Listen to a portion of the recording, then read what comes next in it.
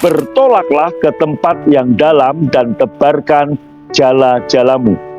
Dalam Lukas 5 ayat 4, setelah selesai berbicara, Yesus berkata kepada Simon, bertolaklah ke tempat yang dalam dan tebarkanlah jala-jalamu untuk menangkap ikan. Tuhan ingin memberkatimu secara berkelimpahan.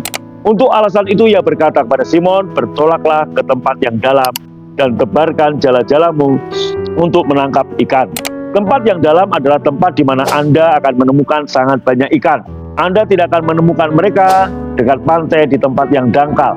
Tapi bertolaklah ke tempat yang dalam sama dengan menjauh dari kenyamanan tepi pantai.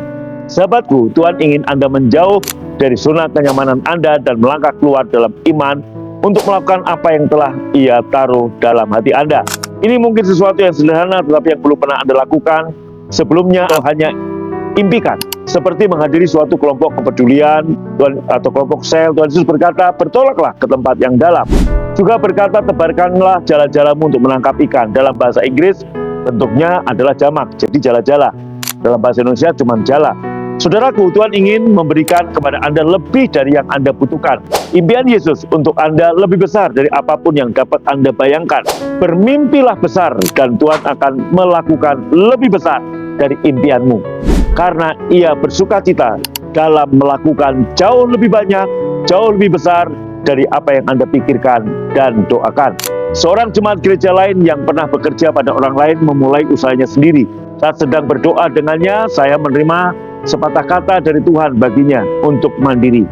Ketika ia melakukannya, ia mendapatkan keuntungan yang baik pada akhir bulan pertama saja. Hari ini ia memiliki lebih dari satu usaha dan usahanya terus berkembang. Tuhan memberkatinya melampaui impian-impiannya selama ini.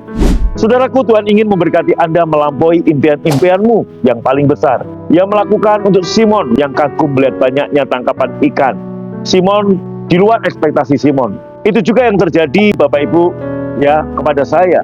Saya nggak mengimpikan bisa membangun, ya Tuhan menganugerahi membangun gedung gereja yang muat 5.000 tempat duduk. Tapi hari ini saya rekaman di sebuah gedung yang muat 5.000, walaupun belum selesai. Tapi impian saya tidak segitu. Tapi Tuhan melakukan di atas impian saya. Nah, kembali ke Simon. Tetapi baru sesudah Simon bertolak ke tempat yang dalam lah, Simon akhirnya mendapat tangkapan ikan yang mengoyakkan jala dan hampir menenggelamkan kedua perahu tersebut. Anda juga akan kagum melihat tangkapan Anda saat Anda keluar dari zona kenyamanan Anda dan bertolak ke tempat yang dalam bersama dengan Tuhan Yesus.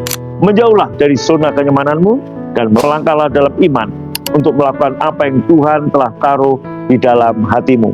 Tuhan Yesus memberkati saudara. Sampai ketemu renungan besok pagi. Like, subscribe, and share renungan ini ke sebanyak mungkin teman dan family. God bless you dan shalom.